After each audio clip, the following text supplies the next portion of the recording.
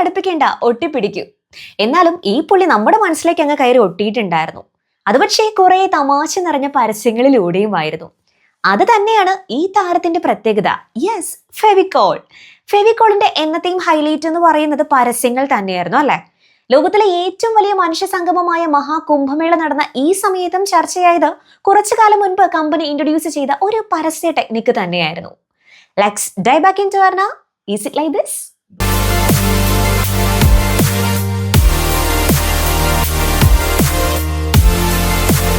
ലോകത്തിലെ ഏറ്റവും വലിയ മനുഷ്യ സംഗമം ഉത്തർപ്രദേശിലെ പ്രയാഗ്രാജിൽ ജനുവരി 13 മുതൽ ഫെബ്രുവരി 26 വരെ നടന്ന മഹാകുംഭമേള. ചരിത്രമായ കുംഭമേളയിൽ ചരിത്രത്തിന്റെ ഭാഗമാക്കപ്പെട്ട പല സംഭവങ്ങളും നടന്നിട്ടുണ്ടായിരുന്നു അല്ലെ.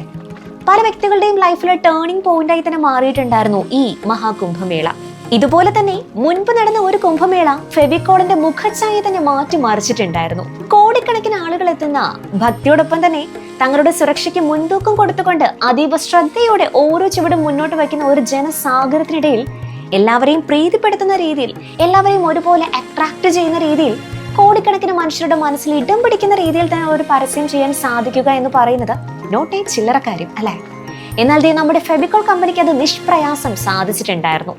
ആരും സഞ്ചരിക്കാത്ത വഴികളിലൂടെ അവർ സഞ്ചരിച്ചു എന്ന് പറയുന്നതാകും അതിന്റെ ഒരു ശരി. എൻറ്റയർലി ഡിഫറെന്റ് ആയിട്ടുള്ള ഒരു മാർക്കറ്റിംഗ് സ്ട്രാറ്റജി. ഈ കോടിക്കണക്കിന് ആളുകൾ എത്തുന്ന ഒരു സ്ഥലത്ത് കൂട്ടം തെറ്റിപ്പോകാനുള്ള സാധ്യത വളരെ വളരെ കൂടുതലാണല്ലേ. ഇത്രയധികം ആളുകൾ ഒന്നിക്കുന്നത് കൊണ്ട് തന്നെ അമ്പലപ്പറമ്പിലൊക്കെ വിളിച്ച് പറയുന്നത് പോലെ സിമ്പിൾ ആയിട്ട് ആളെ തിരികെ കിട്ടും എന്നൊരു പ്രതീക്ഷയും കൂടുതലായിട്ട് അങ്ങോട്ട് വേണ്ട. ഇവിടെയായിരുന്നു ഫെവിക്കോളിന്റെ മനസ്സിലെ ലഡു പൊട്ടിച്ചിതറിയത്. കൂട്ടം കൂടി വന്ന മനുഷ്യർ കൂട്ട് തെറ്റിപ്പോകാതിരിക്കാൻ ഒന്നിലധികം ആളുകൾക്ക് ഒരേ സമയം ഒന്നിച്ചുപയോഗിക്കാവുന്ന ടീഷർട്ടുകൾ.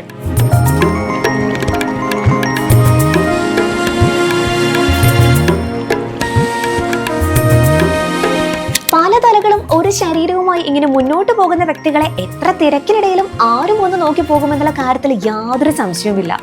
അതുകൊണ്ട് തന്നെ ഫെവിക്കോളിന്റെ ഈ ടീഷർട്ട് പരസ്യം കുംഭമേളയിൽ വന്ന കോടിക്കണക്കിന് മനുഷ്യർ മാത്രമല്ല, ലോകത്തിന്റെ നാനാ ഭാഗത്തുള്ളവരും അന്ന് ചർച്ച ചെയ്തു.